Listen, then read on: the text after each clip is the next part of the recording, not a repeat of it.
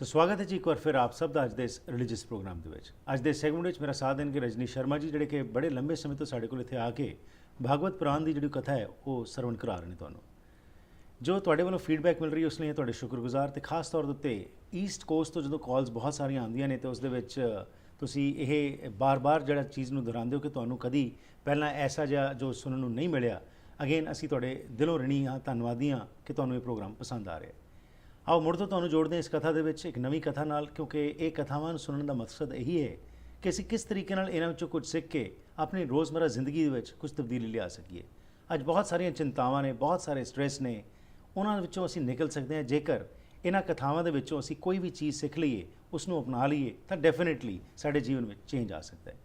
आओ गलबात का सिलसिला शुरू करते हैं Rajni Sharma ji. Welcome to the programme ji. Thank you ji. So Rajni ji, 2 दिन रह गए हैं अब, जैसे हम पिछले कुछ महीनों से बात कर रहे हैं, और इन 2 दिनों में एक तो 7 दिन का समा जब पता हो कि मौत आ जानी तो इंसान तो वैसे ही हिल जाता है लेकिन कैसे स्थिरता आ रही है इन जो हमने कथा सुनी पीछे समय में कि मन जो है अब शांत हो गया है। अब हर एक चीज़ जो है अब इच्छुक है और जानने के लिए कि किस तरीके से मैं अपनी उन्नति कर सकता हूँ, आध्यात्मिक तरक्की कैसे कर सकता हूँ। तो ऐसे ही अगर इंसान के जीवन में पता है हमें कि अल्टीमेटली तो एक दिन हमारे ये जो गेस्ट हम इस दुनिया में आए हमने चले जाना है, अगर इस सोच को हम अपना आधार बना लें तो चेंज आ सकता है जी हमारी सोच में, और हमारे जीवन में कुछ चेंज आ सकता है। हरप्रीत जी, चेंज नहीं आएगा, टोटल ट्रांसफॉर्मेशन, क्रांतिकारी परिवर्तन जिसको कहना चाहिए वो हो जाएगा। पूरा जीवन ही बदल जाएगा और जीवन की जो क्वालिटी है, क्वालिटी ऑफ लाइफ, वो बहुत बदल जाएगी। इस वक्त हम लोग जिस भाग दौड़ में रहते हैं वही रूटीन लाइफ, रेपिटिशन, बिना सोचे समझे, all the time we are, our senses are out. तो इतने हम उसमें बिजी हो जाते हैं अपने रोज़मर्रा की ज़िंदगी में और मशगूल हो जाते हैं कामों में कि बिल्कुल एक ध्यान और होश ही नहीं रहता कि मृत्यु जो है वो जीवन की अंतिम परिणति है। तो अगर वो सामने रहेगी तो फिर ये चीज़ें इतनी पकड़ती नहीं। ठीक जी। तो ये राजा परीक्षित हैं, इनको 2 दिन रह गए हैं जी। लेकिन बड़ी हैरानी की बात है कि ये पूछने के बजाय शुकदेव मुनि से कि मृत्यु के बाद क्या होगा, आगे की गति कैसे होगी जी, पुनर्जन्म के क्या बातें हैं, सभी कुछ उनके दिमाग में, कहीं कोई प्रश्न नहीं है जी। क्योंकि सच बात तो ये है कि उनकी बुद्धि जो है वो इतनी श्रद्धात्मक हो चुकी है कि अब वो बुद्धि के स्तर पे हैं ही नहीं। उनका सारा जो है जीवन वो हृदय में जैसे उतर आया है और हृदय भर गया है भगवान के प्रेम के प्रति। तो एक उनके ऐसा दिव्य प्रेम का जन्म है, ऐसा चाव है उनके मन में, और वो उनके प्रश्नों से पता चलता है जी। शुकदेव मुनि ने राजा परीक्षित से कहा आप थोड़ा सा जलपान कर लें, कुछ ब्रेक ले लें बीच में जैसे। तो उन्होंने कहा कि नहीं, मैं तो इस वक्त कृष्ण कथा रूपी अमृत का पान कर रहा हूँ, तो जलपान को आप रहने दें। और फिर उनको ये भी बात याद आई, कहने लगे शुकदेव मुनि से कि गुरुदेव, जिस वक्त ये भूख और प्यास मुझे सता रही थी और मैं शमीक ऋषि के आश्रम में गया था, उस वक्त इसी भूख प्यास ने मुझे ऐसा व्यवहार करा दिया कि जिसके लिए कि मैं बहुत, मेरे मन में पश्चाताप हुआ जी। तो इसलिए वो उन सब चीज़ों को, भूख प्यास थकान, ये देह के धर्म है और देह से ऐसा लग रहा है कि जैसे उनका तारतम्य बिल्कुल टूट चुका है। तो वो एक डिफरेंट प्लेटफॉर्म पे हैं जी। तो राजा, क्योंकि ये भगवान कृष्ण की कथाएं उस वक्त बड़ी प्रचलित थीं, तो राजा परीक्षित ने भी कुछ बातें सुनी हुई थीं। तो उन्हें एक बात ध्यान में आई कि जिस वक्त भगवान जो हैं वो, ये बाल लीला हो रही है इस वक्त गोकुल में जो अभी हम कर रहे हैं आजकल, तो उसमें वो रोज़ अपने गोप बालकों के साथ अपने गायों को, बछड़ों को लेके चले जाते हैं चराने के लिए। तो उन्होंने ऐसा कहा कि वो जब शाम को घर आते थे तो दिन भर जो हुआ है उसकी बातें उनके साथ ही अपने माँ बाप को बड़े चाव से बताते थे और वो भी सुनते थे अपने बच्चों से कि हाउ द डे वाज। तो लेकिन एक बार ऐसा हुआ कि कोई एक जो हैपनिंग है वो हुई तो उन बच्चों के 5th year, when they were 5 year old, पर वो उन्होंने अपने पेरेंट्स को आके बताई जब वो 6 साल के हो गए। तो ये कथा का रहस्य जो है वो शुकदेव मुनि से जानना चाहते हैं कि ये कैसे हुआ, मुझे आप ये बताइए। तो ये बात सुन के शुकदेव मुनि ने अब उनको वो कथा सुनानी शुरू की। ठीक है जी। तो सुबह सुबह ही जैसे वो अपने फ्रेंड्स के साथ, गोप बालकों के साथ, बछड़ों को लेके, गायों को लेके गोकुल में चले जाते थे। यमुना के तट पर हरी हरी घास बछड़े जो हैं वो सारा दिन चरते थे और वो बच्चे वहाँ खेलते थे जी। तो एक दिन भगवान कृष्ण के मन में ये आया कि आज यमुना के, क्योंकि बहुत सारे अलग अलग उनके जिसको पुलिन कहना चाहिए या तट अलग अलग हैं, तो आज वो किसी दूसरी जगह गए। तो अपने फ्रेंड्स को उन्होंने कहा कि क्यों ना हम कल वहाँ पिकनिक करें जी। तो सभी अपने घर से बहुत स्वादिष्ट व्यंजन बना के लेके आए और उसके बाद वो डिफरेंट जिस जगह पे गए हैं, बहुत सुंदर हरियाली और वो क्षेत्र की रमणीयता बिल्कुल अलग थी जी। तो वहाँ पर जाकर उस सुंदर घास में भगवान कृष्ण बैठ गए और बाकी जो दूसरे गोप बालक हैं वो भी सारे उनको ऐसे राउंड मंडलाकार जैसे बैठ गए। अब हरपी जी, ये एक बात है कि जिस तरह की ये बातें हैं, इनके आध्यात्मिक अर्थ बुद्धि से तो समझ में आते हैं, डे टू डे लाइफ में समझ में आते हैं, लेकिन जब साधना के सूक्ष्म लेवल पे हम पहुंचते हैं जी, तो जैसे मैंने एनर्जी सेंटर्स की बात की कि बीच में कृष्ण हैं और वो जो आसपास है जी, इंद्रियों की जितनी एनर्जी है, ऊर्जा, वो आसपास इकट्ठी हो गई और अगर कृष्ण बीच में आ जाते हैं, आधार में आ जाते हैं, तो जीवन जो है वो पिकनिक कहना चाहिए, वो उस आनंद से भर जाता है जी।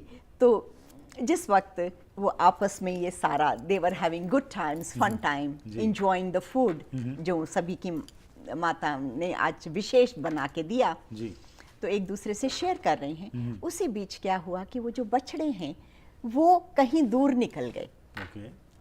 तो भगवान कृष्ण अचानक, जब गोपालकों को ध्यान आया कि बछड़े तो कहीं दिखाई नहीं दे रहे हैं, लगता है ऐसा कि कहीं दूर चले गए, तो भगवान कृष्ण ने कहा कि आप ऐसा करें कि ये जो है, आप यू डोंट डिस्टर्ब योरसेल्फ, मैं उनको देख के लेके आता हूँ जी।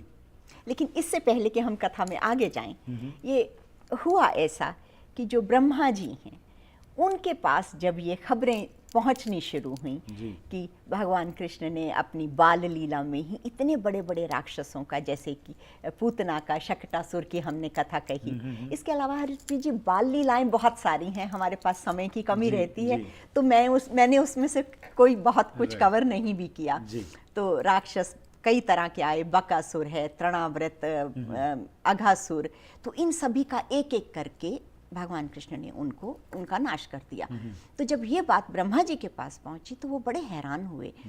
ब्रह्मा जी ने कहा कि ये जो है भगवान, नो डाउट कि उन्होंने अवतार लिया है, लेकिन मनुष्य देह में आके योग माया बड़ी प्रभावित हो जाती है। तो भगवान के पास बल बेशक है, पर क्या माया के ऊपर भी उनका उतना ही काबू है जितना यहाँ था। ये बात वो जानना चाहते थे कि मैं भगवान की ये लीला देखूं। तो ये सोच के ये ब्रह्मा जी का काम था कि उन्होंने बछड़ों को ले जाके कहीं एक गुफा में बंद कर दिया। तो जब भगवान कृष्ण ने देखा कि ये बछड़े तो कहीं दिखाई नहीं दे रहे हैं और वो दूर जंगल में कहीं चले गए, तो उन्होंने सोचा कि अगर मैं चला जाऊंगा वहां तो गोप बालक चिंता करेंगे कि कहाँ पे ये रह गए, तो मैं पहले उनको बता दूं। तो ऐसा सोच के वो पीछे वापस आए उनको बताने के लिए, तो देखा कि वो बालक भी वहां पे नहीं है, वो भी वहां से गायब हो चुके हैं। तो जिस वक्त भगवान ने ये चीज देखी तो उन्होंने कहा कि ठीक है, थोड़ा सा अपना ध्यान लगाया, समझ गए कि ये ब्रह्मा जी का काम है।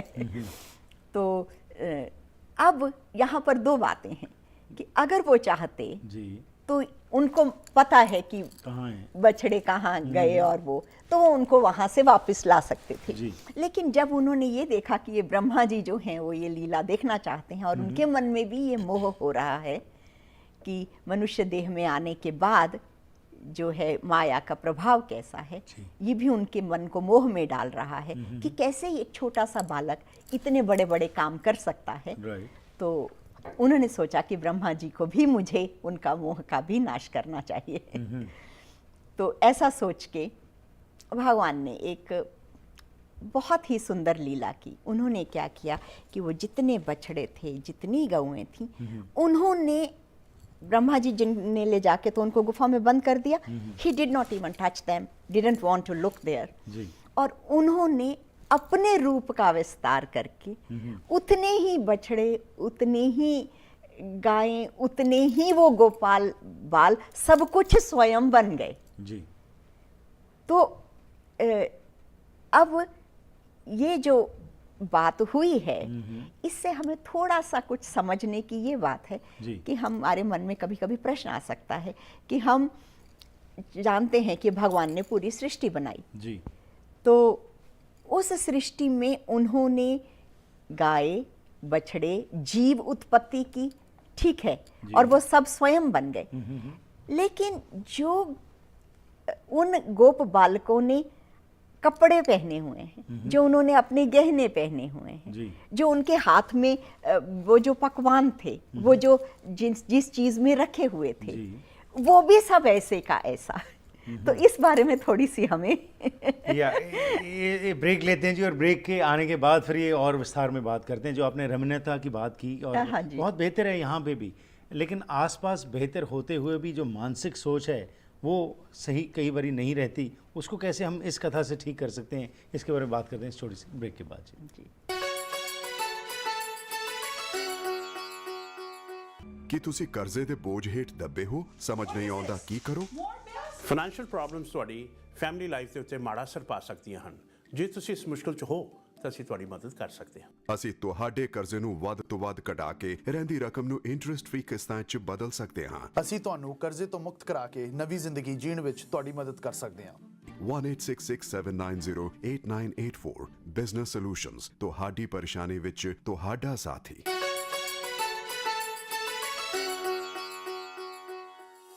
Once again welcome back to the programme. मेरे नाल साथ दे रहे हैं रजनी शर्मा जी, तो असीं गलबात कर रहे हैं भागवत पुराण विचों एक कथा सुन रहे हैं, जिस दे विच कि अगेन जिस तरह असीं पहलां भी गल कीती कि कथा जदों असीं तुहाडे तक लैके आने इस दे विच कई कुछ ऐसियां रहस्यमई सोचां हुंदियां ने जिन्हां नूं कि असीं अपना के अपने जीवन विच तब्दीली लिया सकते हैं।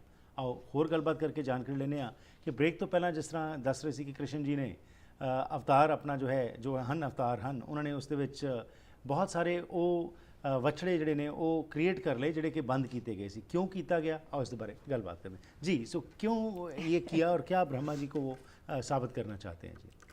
आरपी जी, इसमें मेन बात ये है कि जो भगवान है पूरा ही ये सृष्टि उनकी रची हुई है जी। लेकिन हम क्या समझते हैं कि कभी कभी जो चीज़ें, जो जीवात्माएं हैं, जो जिसमें कहना चाहिए कि जो चेतन प्रकृति है, उसको तो हमको लगता है कि ये तो प्रभु ने रची है, लेकिन जो अचेतन है जी, उसकी तरफ हमारा इतना ध्यान नहीं जाता।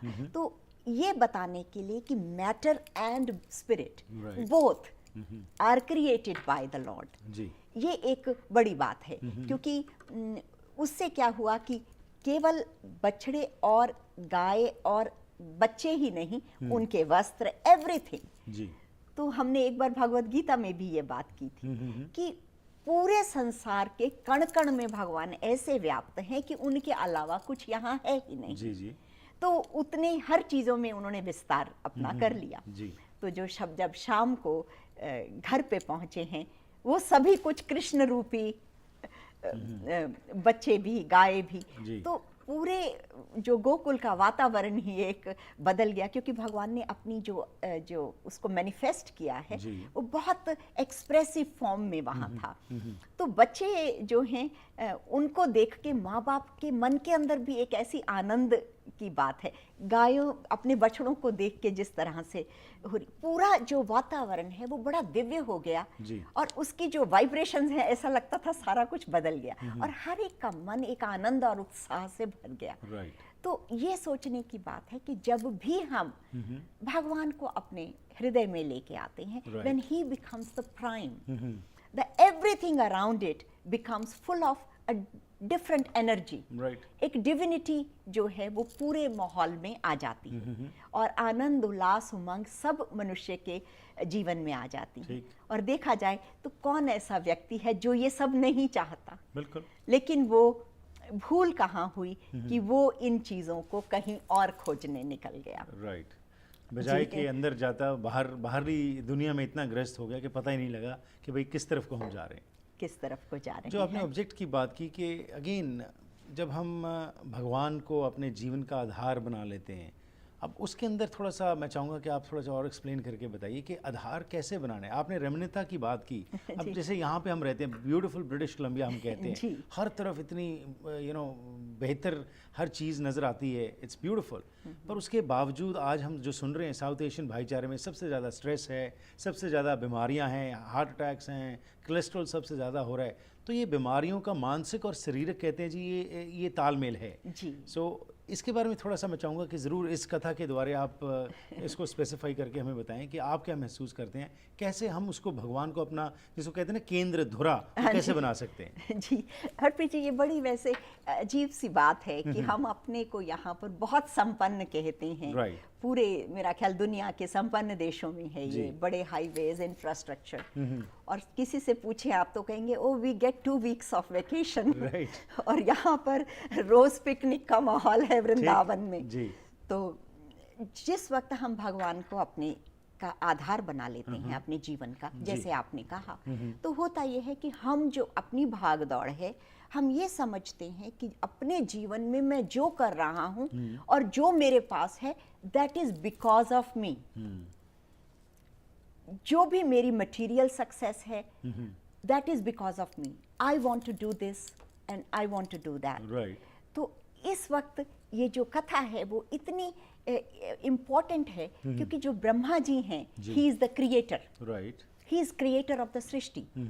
इसी तरह से हम अपने संसार के रचयिता खुद बन जाते हैं और भगवान को समझते हैं एक तरफ, उनको एक तरफ करके, और ये समझते हैं मैंने ये करना है, मैंने ये पाना है, और तो और मैंने सुखी होना है, मैंने खुश रहना है, ये वाली बातें। इसके अलावा इतने पे ही वो तृप्ति नहीं होती उसे, मैंने अपने परिवार को भी खुश करना है जी, मैंने उनको भी सुखी करना है, मैंने अपने बच्चों के लिए भी कंफर्टेबल लाइफ करनी है, और फिर उतना ही नहीं, मैंने समाज के लिए भी कुछ करना है। तो वो अपने को इतनी महत्ता दे देता है कि उसी में फिर मैं में ही रह जाता है, और उसे ऐसे लगता है कि जो कुछ हो रहा है वो उससे ही जो है उसका संसार का वो सृष्टा बन जाता है।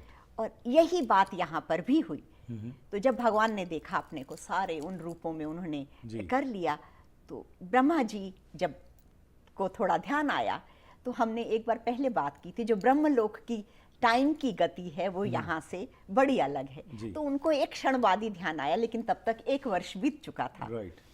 तो ब्रह्मा जी आए ये देखने के लिए कि अब देखें कि वो सभी लोग कितना दुखी हो रहे होंगे, तो मैं ये जाके उनको सौंपूंगा तो वो सब लोग बहुत खुश हो जाएंगे। तो ब्रह्मा जी ये सोच के गए, क्योंकि उनको मालूम है कि उन्होंने उन बछड़े और गायों को तो गुफा में बंद किया, वो अचेत वहां पड़े हैं। तो वो समझ रहे हैं कि I am going to now bring them out, and those people were so devastated without it।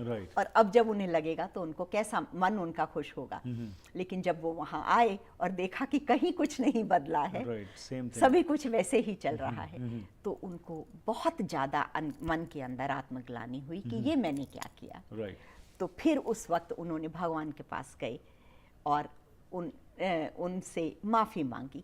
लेकिन भगवान ने जब देखा कि ब्रह्मा जी आ रहे हैं, तो उन्होंने एक और बड़ी अद्भुत माया रची कि हरप्रीत जी, जो गुरुवाणी है वो ये कहती है कि कोटि ब्रह्मांड, एक ब्रह्मांड नहीं है, कोटि ब्रह्मांड। और यही बात भागवत कहती है, और अब तो साइंस भी कहती है कि there could be million of galaxies. तो भगवान कृष्ण ने देखा कि जो दूसरे ब्रह्मांड हैं उनके ब्रह्माओं को भी बुलाया उन्होंने वहां। तो जिस वक्त वो सब भी आए, डिफरेंट ब्रह्माओं की सभा वहां उन्होंने बुलाई, तो उन्होंने देखा कि जो हमारे ब्रह्मा हैं जिन्होंने ये सृष्टि बनाई है, उनके 4 सिर होते हैं। तो वहां कोई ब्रह्मा आ रहे हैं जिनके 50 सिर हैं या 100 सिर हैं, बहुत पावरफुल, क्योंकि हमारी पृथ्वी तो ब्रह्मांड के हिसाब से बहुत छोटा प्लैनेट है। तो वो उतने बड़े से, दे वर सो स्ट्रॉन्ग। तो वो सबको जब भगवान उन्होंने देखा कि वो आए हैं और भगवान उनको आदेश दे रहे हैं, तो ब्रह्मा जी को एक तरह से अपनी पोजीशन का पता चला कि वेयर डू आई स्टैंड। तो ये एक जो है, इससे उनका जो प्राइड है वो एकदम खत्म हुआ। उन्होंने भगवान से माफी मांगी और बहुत सुंदर स्तुति की उनकी, बड़ी ब्रह्मा स्तुति के नाम से बड़ी मशहूर है, और जो भक्त लोग हैं वो इस स्तुति से भगवान की पूजा और आराधना करते हैं। तो अब अगर हम हमेशा की तरह इसको आज की लाइफ में जोड़ें तो हम यहाँ पे भी देखते हैं कि हम छोटा मोटा सा कुछ बना देते हैं, एक मकान, एक बिल्डिंग, और अपने को स्वयं को कुछ समझने लगते हैं। लेकिन वही जब हम किसी दूसरी जगह जाते हैं और उससे भी खूबसूरत देखते हैं तो हमें लगता है कि नहीं, इट्स नॉट दैट। यहाँ से लोग यूरोप जाते हैं तो यूरोप की भव्यता देखते हैं, यूरोप वाले सोचते हैं पिरामिड कैसे रहे होंगे। तो there is somebody ahead of you all the time. तो हमारी पोजीशन इस होल यूनिवर्स में एक कार्बन पार्टिकल जितनी भी नहीं है। Absolutely. तो इन चीजों को जब हम ध्यान रखेंगे तो उस वक्त मन के अंदर एक बहुत ह्यूमिलिटी का जन्म होता है। Absolutely. कि ब्रह्मा जैसे व्यक्ति भी भगवान के आगे कुछ नहीं है। Where do I stand? Absolutely. तो एक जो नम्रता है उसका जन्म होता है। नम्रता अहंकार को गलाती है। ठीक।